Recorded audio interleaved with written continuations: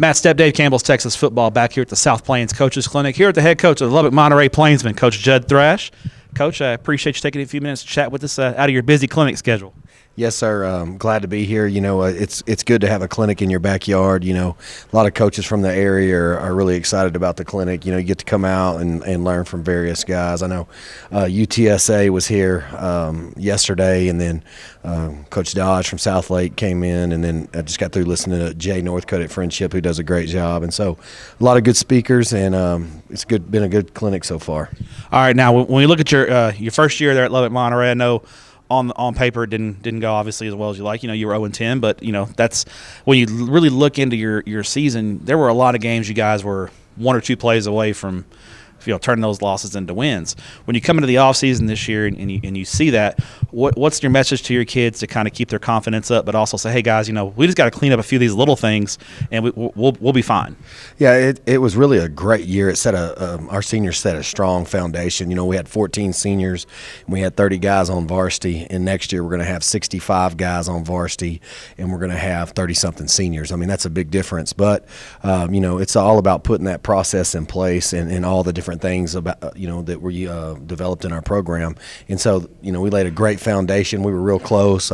Played the number 5 team in the state, Tascosa.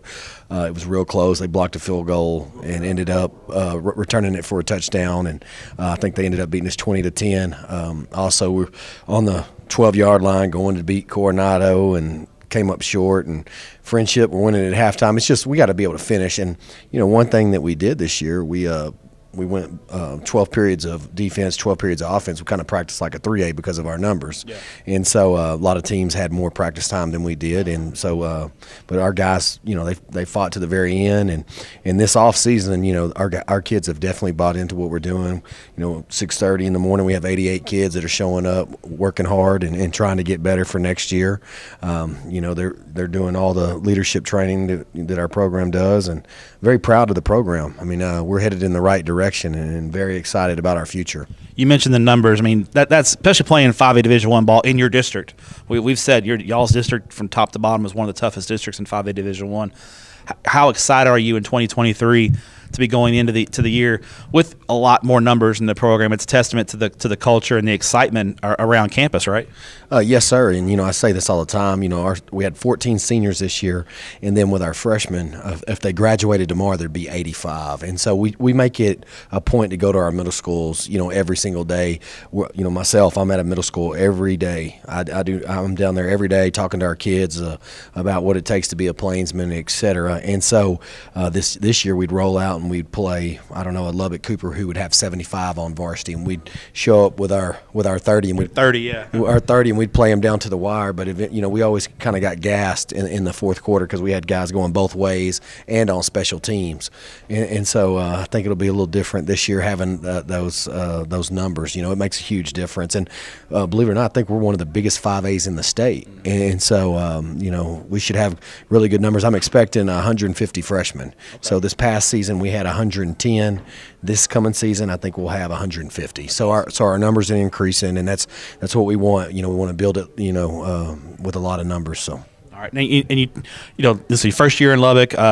You mentioned one of the reasons you got out here was the support of the administration. Talk about Coach Meeks and LISD Athletics and how supportive they have been of you guys. You know, this is for every young Texas high school football coach that wants to be a head coach. The number one thing I think that's important as you're trying to, you know, climb the ladder or become a head coach is, you know, making sure you have a supportive staff. And so before I took a job, you know, coming from Duncanville, I wanted to make sure that I had somebody that was very, very supportive. And, you know, I asked around and, you know, Coach Garfield that's at, you know, the AD at Abilene, and Mike Meeks, you know, the AD of Lubbock ISD, and the superintendent of Lubbock ISD, Kathy Rollo, Dr. Rollo, you know, they're as good as they come. You know, they're some of the best people in the profession, and that is key when you're looking for a head coaching job. And a lot of these coaches will tell you. And so that was a huge deal for me because you want to have the right administration with the right support in order to be successful. And, you know, people think you just got to go find somewhere that has talent or whatever. You can develop the talent, but the main thing is you have to have support, and you have to have, you know, have people that understand what this profession's about. All right, now final question for you, Coach. Now that you got your feet settled in Lubbock, you've been here almost a year. I know you found some. You know me, I'm a foodie, so I know you found some good places to eat. What are some of your favorites around the Monterey area? One place I have to mention is All American Eatery. They, we started a deal like on our home games where we have a pregame meal, and then they supported us. We'd go there and eat, then go to the stadium right after we ate as a team. So our team meal was cool on game day. So I have to mention them. But one of my favorite is definitely Triple J's is a great environment, and it's a good place. And they have a kid that's actually was a part of our program, and so that's a good place as well. What's your go-to over there? What are you going to? What's the Coach Thrash special?